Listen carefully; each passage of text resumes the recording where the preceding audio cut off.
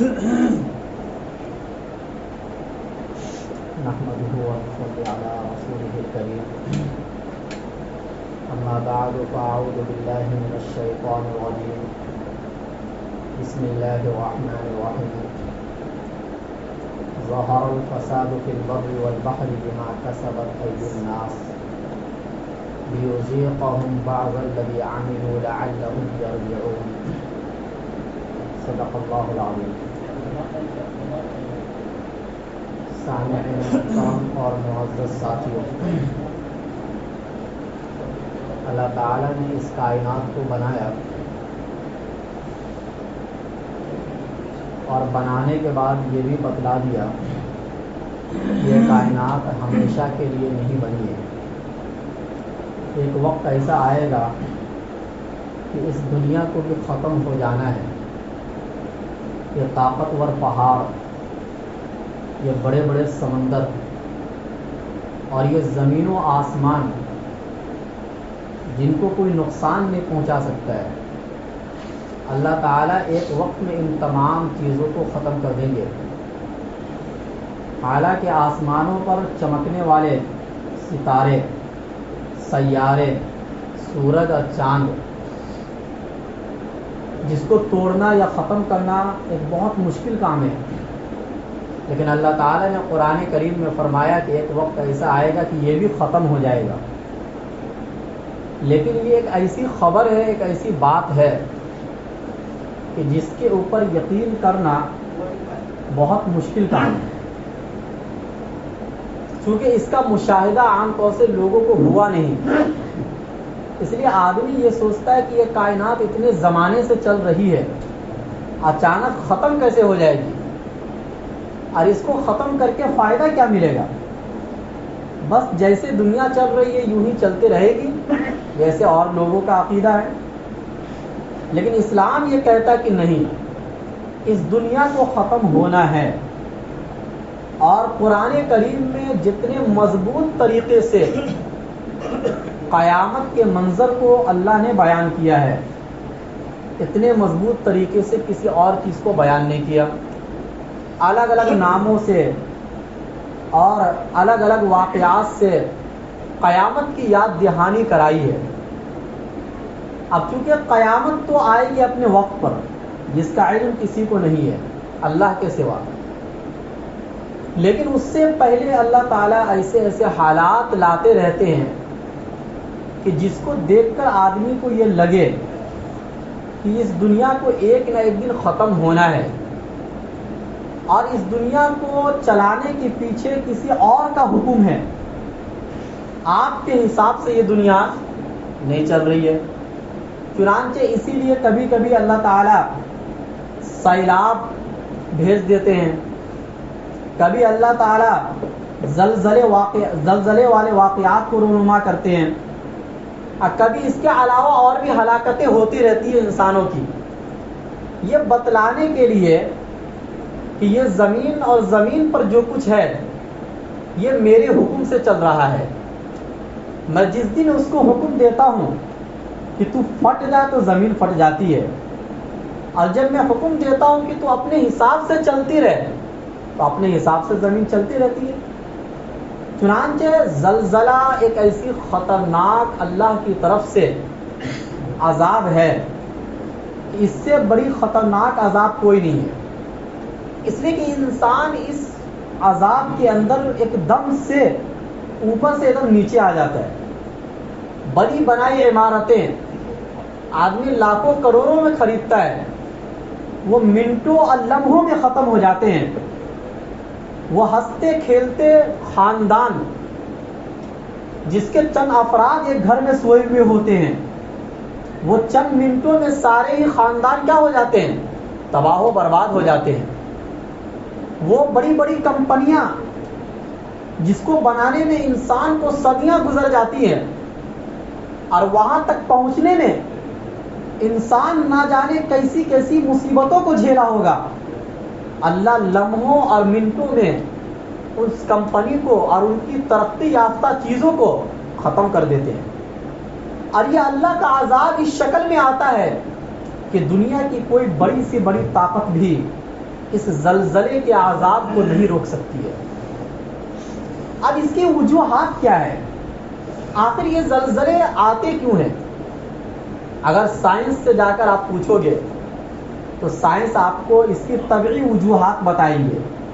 وہ یہی کہیں گے کہ جب سے یہ زمین بنی ہے تو زمین کے اندر ایک قسم کی گرمی ہے، آگ کا گولا ہے، اور اتنی گرمی ہے کہ جتنی گرمی سے آپ لوہے کو پگھلا سکتے ہیں اس سے کہیں زیادہ گرمی زمین کے نیچے ہے، اور جتنا زیادہ آپ زمین کے نیچے چلتے چلے جاؤ گے اتنی زیادہ تیزی اور شدت اس گرمی کی بڑھتی چلی جائے گی۔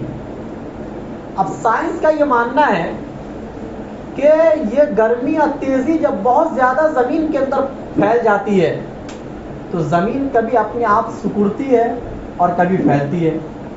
تو یہ سکڑنے اور پھیلنے کی وجہ سے جو زمین کی پلیٹیں ہیں وہ ہل جاتی ہے، اور زمین کی پلیٹیں ہلنے کی وجہ سے پھر زلزلے والا عذاب رونما ہوتا ہے۔ وہ یہ کہتے ہیں کہ بھائی اس کا یعنی زلزلہ جو آتا ہے اس کا گناہ سے کیا تعلق ہے؟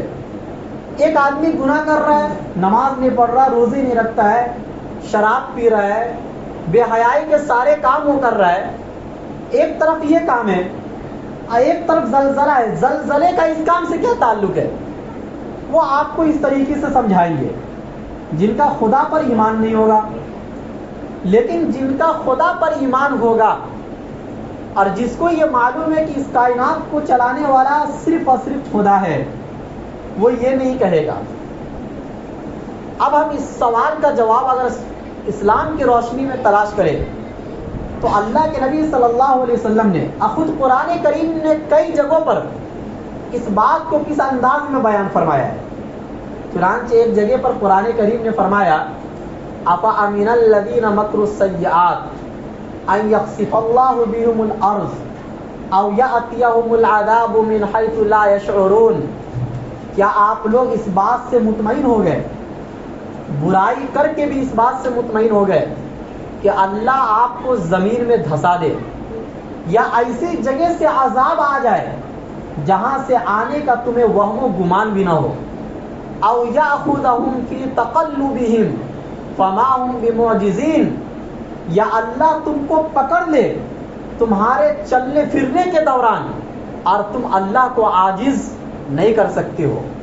ایک جگہ پر اللہ تعالی نے فرمایا افامنتم ان یخسف بکم جانب البر او یرسل علیکم حاصبا، کیا تم اس بات سے مطمئن ہو گئے کہ تم کو اللہ زمین کے نیچے دھسا دے، یا یہ کہ ایسی ہوا بھیج دے جس ہوا کے اندر پتھر ہو؟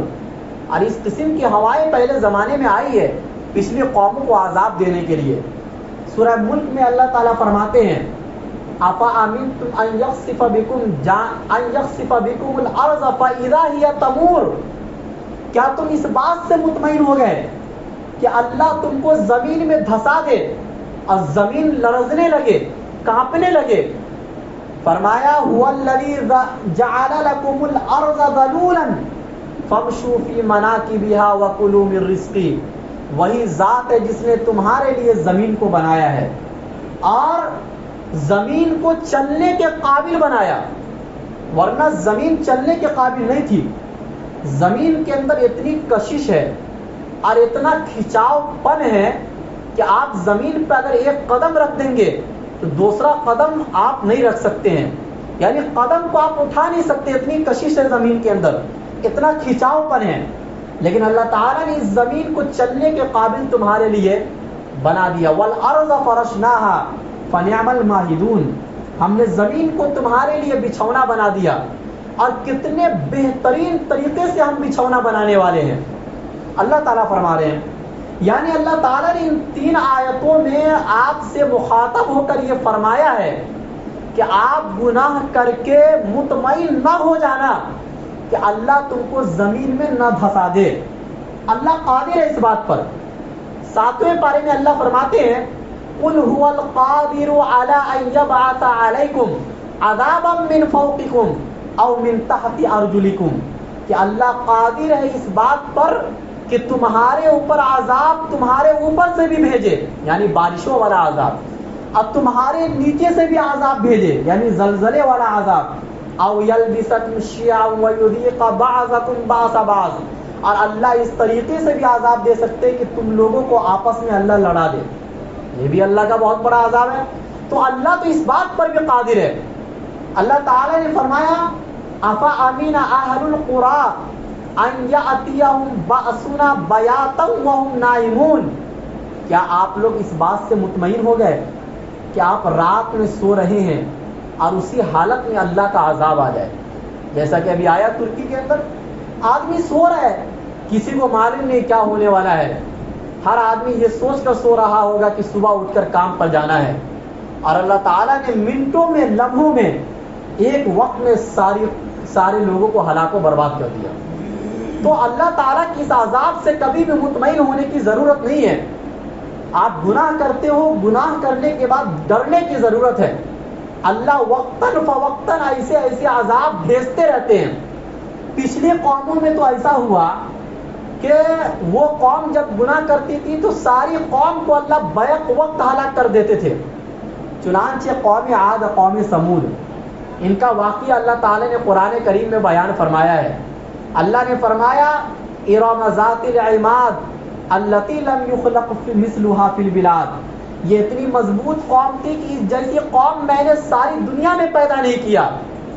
پہاڑوں کو تراش تراش کر گھر بنایا کرتے تھے, لیکن اس کے باوجود جب اللہ تعالیٰ نے ان کو ہلاک و برباد کیا ہے تو اللہ نے کہا کہ فہل تری لہم من باقیہ, کیا ان میں سے کوئی باقی ہے آج؟ کیا کسی ایک نشانی کو بتا سکتے ہو کس طریقے سے ہم نے ان کے بنائے ہوئے عمارات کو کھنڈرات میں تبدیل کر دیا راتوں رات؟ یا قوم شعیب کے اوپر اللہ تعالی نے فرمایا فاخذتهم الرجفۃ فاصبحوا فی دارهم جاثمین, کہ اللہ تعالی نے ایک دھماکے کے ذریعے سے اس قوم کو پکڑا تھا, اور وہ جب صبح کیے تو ایسے پڑے ہوئے تھے کہ کوئی ان کو پوچھنے والا نہیں تھا. قوم لوط, اللہ تعالی نے پتھروں کی بھی بارش کی, اور اس کے ساتھ پوری بستی کو اللہ تعالیٰ نے آسمانوں تک اٹھایا, اور اٹھانے کے بعد اس پوری بستی کو الٹا پلٹ کے زمین پر پٹک دیا تھا. اور اس واقعے کو اللہ تعالیٰ نے قرآن کریم میں ایک جگہ پر نہیں کئی جگہوں پر بیان کیا ہے کہ یہ کوئی کہانی نہیں سنائی جا رہی ہے, یہ کوئی قصہ نہیں ہے, یا یہ کوئی ایسی بات نہیں جو لطیفے کے طور پر بیان کیا جا رہا ہے. قرآن اس بات کا اعلان کرتا ہے اور اس بات کو بیان کرتا ہے, یعنی ایسے عذاب آج بھی آ سکتے ہیں. یہ الگ بات ہے کہ ہمارے پیارے نبی صلی اللہ علیہ وسلم نے اللہ تعالیٰ سے دعا کی تھی کہ اللہ کوئی ایسا عذاب ہماری امت پر نہ آئے کہ جس کی وجہ سے پوری کی پوری امت ہلاک و برباد ہو جائے. لہذا ایسا عذاب تو قیامت تک نہیں آئے گا جس سے پوری ہی امت مسلمہ ختم ہو جائے, لیکن وقتاً فوقتاً کسی علاقے میں کسی جگہ پر اس قسم کے عذاب آتے رہیں گے تاکہ انسانوں کو اس کی حیثیت کا پتہ چل جائے کہ انسان کتنا بے حیثیت ہے, کتنا گرا ہوا ہے, اور کتنا کمزور ہے اللہ تعالیٰ کے سامنے. اس بات کا اعتراف آپ اپنے دلوں میں کر لیجئے کہ اگر ایک زلزلہ آ گیا مان لو, تو کیا آپ میں اتنی طاقت ہے کہ اس زلزلے کو روک سکو؟ کیا آپ میں اتنا پاور ہے کہ گرتی ہوئی عمارتوں کو کھڑا کر دو واپس؟ کیا آپ کے اندر اتنی صلاحیت ہے کہ مرتے ہوئے بچے کو آپ زندہ کر دو؟ کسی کے اندر اتنی صلاحیت نہیں ہے. اور زلزلہ اللہ کے عذاب میں یہ سب سے بڑا عذاب ہے. اسی لیے قیامت کا جو منظر ہوگا وہ بھی زلزلے ہی کی روشنی میں ہوگا, زلزلے ہی کی شکل میں ہوگا. اس لیے فرمایا یا ایھا الناس اتقوا ربکم, اے لوگوں تم اپنے رب سے ڈرو, ان زلزلۃ الساعۃ شیء عظیم, قیامت کا زلزلہ تو بہت بڑی چیز ہے. وہ تو ایسا زلزلہ ہوگا کہ آج تو صرف عمارتیں گرتے ہوئے دیکھ رہے ہو, اس زمانے میں آپ آسمان اور چاند اور ستاروں کو گرتا ہوا دیکھو گے, یہ زمین اور آسمان کو ٹکراتے ہوئے دیکھو گے. یوم یکون الناس کالفراش المبثوث, جس دن انسان تتلیوں کی طرح اڑے گا. وتکون الجبال کالعہن المنفوش, اور یہ پہاڑ کو تم دیکھو گے یہ روئی یا کاپوس کی طرح اڑیں گے, اتنے طاقتور پہاڑ. تو بہرحال دنیا کو ختم ہونا ہے, اور اس دنیا کے ختم ہونے پر آج کسی کا صحیح معنوں میں یقین نہیں ہے۔ ایک تو ہوتا ہے کہ آپ نے دل سے اقرار کر لیا کہ آخرت پر میرا ایمان ہے، لیکن آپ اپنے عمل کے ذریعے سے ایسی حرکتیں لگاتار کرتے جا رہے ہیں جس سے یہ اندازہ ہوتا ہے کہ آپ کو یہ یقین ہو گیا ہے کہ آپ کبھی مرو گے نہیں، یا یہ دنیا کبھی ختم نہیں ہوگی۔ اس لیے اللہ تعالیٰ ایسے حالات کو پیش کرتے رہتے ہیں۔ ایک جگہ پر حدیث کے اندر آیا اِذَا اتُّخِذَ الْفَيْءُ دُوَلًا، کہ جب مال غنیمت کو اپنی جاگیر سمجھا جانے لگے، وَالْأَمَانَةُ مَغْنَمًا، اور امانت کو انسان مال غنیمت سمجھنے لگے، وَالزَّكَاةُ مَغْرَمًا، زکوٰۃ انسان ادا کرے لیکن دل پر بوجھ سمجھ کر ادا کرے، خوش دلی سے ادا نہ کرے، وَالزَّكَاةُ مَغْرَمًا، وَتُعُلِّمَ لِغَيْرِ الدِّينِ، دینی علم حاصل کیا جائے لیکن اللہ کو خوش کرنے کے لیے حاصل نہ کیا جائے، وَتُعُلِّمَ لِغَيْرِ الدِّينِ، کوئی اور ہی مقصد ہو اس کا، وَأَطَاعَ الرَّجُلُ امْرَأَتَهُ وَعَقَّ أُمَّهُ، آدمی اپنی بیوی کی اطاعت کرے لیکن اپنی ماں کی نافرمانی کرے۔ یہ دو بات ایک ساتھ ہے۔ دیکھو، اپنے وقت میں بیوی کی بھی اطاعت صحیح ہے اور ماں کی خدمت بھی ضروری ہے، لیکن بیوی کی اطاعت کو ماں کی خدمت کے مقابلے میں لانا غلط ہے۔ یہ اللہ کے نبی نے سمجھایا ہے کہ آپ تو ماں کی ایک بھی بات نہیں مان رہے ہیں، آپ بیوی کی ہر بات مان رہے ہیں۔ اگر ایسا زمانہ آ جائے، وَأَدْنَا صَدِيقَهُ، اپنے دوست کو انسان قریب کر دے، وَأَقْصَى أَبَاهُ، اور اپنے باپ کو دور کر دے۔ آدمی جب دوست سے ملتا ہے بہت خوش ہوتا ہے، اور جب باپ سے ملاقات ہوتی ہے تو خوشی نہیں ہوتی ہے، یا باپ کو اتنا ٹائم نہیں دیتا ہے جتنا وہ دوستوں میں ٹائم دیتا ہے۔ جب یہ زمانہ آ جائے، وَظَهَرَتِ الْأَصْوَاتُ فِي الْمَسَاجِدِ، مسجدوں میں شور و غل کی باتیں ہونے لگے، شور شرابہ ہونے لگے، دنیاوی باتیں ہونے لگے مسجدوں کے اندر، وَظَهَرَتِ الْأَصْوَاتُ فِي الْمَسَاجِدِ، اس کے بعد پھر اللہ کے نبی صلی اللہ علیہ وسلم نے فرمایا کہ وَظَهَرَتِ الْقَيْنَاتُ وَالْمَعَازِفُ، کہ گانے والی ناچنے والی لڑکیاں اور گانے بجانے کے آلات زیادہ ہو جائیں، دنیا میں پھیل جائے۔ جب یہ ہونے لگے، وَسَادَ الْقَبِيلَةَ فَاسِقُهُمْ، قبیلے کا سردار تم میں جو سب سے گنہگار آدمی ہے وہ بن جائے، جس کی دین کے اعتبار سے کوئی ویلو اور عزت نہیں ہے، وہ قوم کا سردار بن گیا، قوم کا رہبر بن گیا۔ آج دیکھ لو نا، عالموں کو لوگ جاہل چلا رہے ہیں۔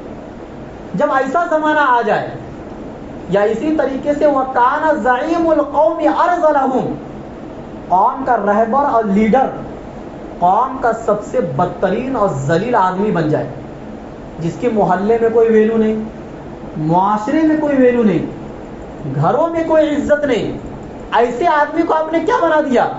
قوم کا لیڈر بنا دیا، دین کا رہنما بنا دیا۔ وَشُرِبَتِ الْخُمُورُ، شراب عام ہو جائے، پھر کیا؟ وَلَعَنَ آخِرُ هَذِهِ الْأُمَّةِ أَوَّلَهَا، بعد میں آنے والے لوگ اپنے سے پہلے والے لوگوں پر طعن و تشنیع کا ذریعہ بنائے۔ کوئی تو امام اعظم کو غلط بولے، کوئی امام شافعی کو غلط بولے، کوئی بولے یہ سب اپنی طرف سے من گھڑت باتیں بیان کرتے تھے، کوئی امام بخاری کو غلط بولے، کوئی اولیاء کرام بزرگان دین جنہوں نے اس دنیا کے اندر صرف دین کے خاطر اپنی پوری زندگی کو قربان کر دیا تھا۔ اگر ان کی قربانی نہ ہوتی تو ہم تک نہ حدیث پہنچتی، ہم تک نہ یہ دین پہنچتا۔ بعد میں آنے والے لوگ چھوٹی چھوٹی باتوں کو لے کر ان پر اعتراض کرنے لگے، اپنے سے پہلے والے لوگوں پر، جن کو اللہ کے نبی نے بہترین زمانہ قرار دیا تھا، تابعین کا زمانہ، تبع تابعین کا زمانہ۔ اور تابعین تبع تابعین تو چھوڑیے، آج تو بہت سے ایسے لوگ آپ کو مل جائیں گے جو صحابہ کو گالی دیتے ہیں اور جو صحابہ کو برا بھلا کہتے ہیں۔ اللہ کے نبی نے فرمایا جب زمانے کا نقشہ یہ ہو جائے تو پھر انتظار کرو، فَلْيَرْتَقِبُوا، عند ذلك ریحا حمراء وزلزلة ومسخا وقذفا. اللہ کے نبی صلی اللہ علیہ وسلم نے فرمایا کہ پھر انتظار کرو سرخ آندھیوں کا، پھر انتظار کرو زلزلے کا، پھر یہ سوچو کہ زلزلہ کیوں نہیں آ رہا ہے. تعجب اس پر ہونا چاہیے، تعجب اس پر نہیں ہونا چاہیے کہ زلزلہ کیوں آ گیا. تعجب اس بات پر ہونا چاہیے کہ اتنے گناہ کے ہونے کے باوجود پکڑ کیوں نہیں آ رہی ہے. وَزَلْزَلَةً وَمَسْخًا. اس امت میں ایسا بھی ہوگا کہ آدمی انسان کی شکل میں سوئے گا، اور صبح یا تو وہ بندر ہو جائے گا یا خنزیر ہو جائے گا.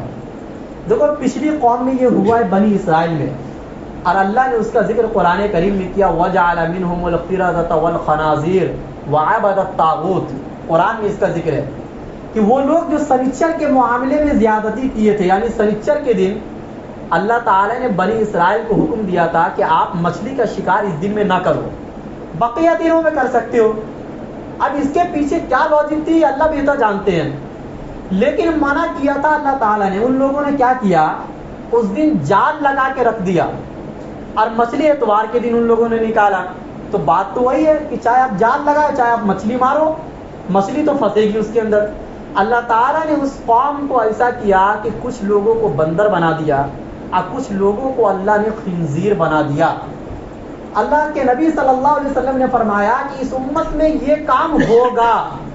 کچھ گنہگار بندے گناہ میں اتنا آگے بڑھ جائیں گے کہ اللہ تعالیٰ ان میں سے کسی کو بندر بنائیں گے اور اللہ تعالیٰ ان میں سے کسی کو خنزیر بھی بنائیں گے. تو اللہ تعالیٰ نے کیا، اللہ کے نبی نے کیا فرمایا کہ جب زمانے کا نقشہ ایسا ہو جائے گا تو یہ چیزوں کے آنے کا انتظار کرو. ایک حدیث میں فرمایا اذا ظہر الزنا والربا فی قریۃ فقد احلوا بانفسہم عذاب اللہ. کہ جب کسی بستی میں اور کسی علاقے میں زنا اور سود یعنی حرام خوری پھیل جائے تو ان لوگوں نے اپنے اوپر گویا اللہ کے عذاب کو حلال کر لیا. اب اللہ چاہے تو عذاب بھیجے اور نہ چاہے تو عذاب نہ بھیجے، لیکن ان لوگوں نے اپنے اوپر اللہ کے عذاب کو حلال کر لیا. فقد احلوا بانفسہم عذاب اللہ. ایک حدیث میں اللہ کے نبی نے فرمایا لا تقوم الساعة حتی یفیض العلم. قیامت قائم نہیں ہوگی حتیٰ کہ علم کو اٹھا لیا جائے گا. عالم آہستہ آہستہ دنیا سے چلے جائیں گے اور پڑھنے والے یعنی علم دین پڑھنے والے بہت کم نظر آئیں گے، اور جو گنے چنے عالم ہوں گے وہ بھی دین کے کام میں نہیں لگیں گے، اس لیے کہ دین کے کام میں لگنے میں ان کو وہ مقام و مرتبہ نہیں ملے گا، وہ عزت نہیں ملے گی جو دنیا میں اس کو ملے گی. تو آہستہ آہستہ علم ختم ہو جائے گا قیامت کے قریب. اور علم ختم اس معنی کر کے ہوگا کہ اللہ علماء کو اٹھا لیں گے. اس لیے علماء کا اٹھ جانا، علماء کا انتقال پوری امت کا انتقال ہے، امت کا خسارہ ہے. یہ ایک بڑا عالم جب دنیا سے چلا جاتا ہے تو اس کی تلافی کرنے کے لیے اور اس کی بھرپائی کرنے کے لیے صدیوں لگ جاتے ہیں. امت کے اندر علماء کا ہونا یہ ایسا ہے گویا کہ نبی کے وارث آپ کے درمیان موجود ہے، اور جب تک یہ نبی کے وارث آپ کے درمیان موجود ہے آپ کو کسی بھی قسم کا کوئی ٹینشن اور گھبراہٹ کی ضرورت نہیں ہے. لیکن اللہ کے نبی نے فرمایا کہ زمانہ ایسا آئے گا لوگ جاہلوں کو امیر بنا لیں گے، اس سے فتوے پوچھیں گے، خود بھی گمراہ ہوں گے دوسروں کو بھی گمراہ کریں گے. وَتَكْثُرُ الزَّلَازِلُ، زلزلے زیادہ آنے لگیں گے. وَيَتَقَارَبَ الزَّمَانُ، زمانے قریب ہو جائیں گے. مہینہ کیسے گزرے گا آپ کو پتہ نہیں چلے گا، سال کیسے گزرے گا آپ کو پتہ نہیں چلے گا. آج جمعہ ہے پھر آئندہ جمعہ کب آ جائے گا آپ کو پتہ نہیں چلے گا. زمانے کی برکتیں ختم ہو جائیں گی. وَيَتَقَارَبُ الزَّمَانُ وَيَكْثُرُ الْحَرْجُ، قتل و غارت گری کا بازار گرم ہو جائے گا. ہر آدمی کی آخری خواہش یہی ہوگی کہ میں اس کو مار دوں یا میں اس کو ختم کر دوں، یہ آخری خواہش ہوگی ہر آدمی کی. ایسا غصے میں آدمی چور ہو جائے گا. فرمایا یہ سب کب ہوگا؟ قیامت کے قریب ہوگا. بہرحال بحر و بر کے اندر اور دنیا میں جو بھی فساد ہوتا ہے اور جو کچھ بھی آپ کو نقصان پہنچ رہا ہے اس میں ہماری کمی اور کوتاہی ہے. اللہ نے فرمایا وما کان ربک لیہلک القری بظلم واہلھا مصلحون کہ میں کسی بھی بستی کو ہلاک و برباد نہیں کروں گا اگر وہاں کے رہنے والے اصلاح کرنے والے ہوں. ایک جگہ فرمایا وما کان اللہ معذبہم وہم یستغفرون اگر لوگ استغفار کی کثرت کرنے لگ جائے تو میں ان لوگوں کو عذاب نہیں دوں گا. ایک جگہ پر اللہ تعالی نے فرمایا وما کان ربک بظلام للعبید آپ طرف بندوں پر ظلم کرنے والا نہیں ہے. اور 5ویں پارے میں تو اللہ تعالی نے فرمایا آخر میں کہ ما یفعل اللہ بعذابکم ان شکرتم وآمنتم کہ اللہ کو تمہیں عذاب دے کر کیا ملے گا. اللہ کو تمہیں عذاب دے کر کیا ملے گا اگر تم ایمان والی اور شکر والی زندگی گزارو گے. اس بات کو اپنے ذہن میں بیٹھانا ہے کہ اللہ کیا فرما رہے ہیں کہ اللہ کو عذاب دے کر کیا فائدہ ہوگا. تمہیں تکلیف میں مبتلا ہو کر کے اللہ کو کیا فائدہ ملے گا. ان شکرتم وآمنتم اگر شکر والی زندگی اور ایمان والی زندگی گزارو گے پھر بھی اگر اللہ آپ کو تکلیف دے رہے ہیں اس میں اللہ کا کوئی فائدہ نہیں. مطلب یہ ہے کہ اگر یہ والی زندگی گزارو گے تو اللہ آپ کو عذاب نہیں دیں گے. اللہ ہم سب کو کہنے سننے سے زیادہ عمل کرنے کی توفیق نصیب فرمائے.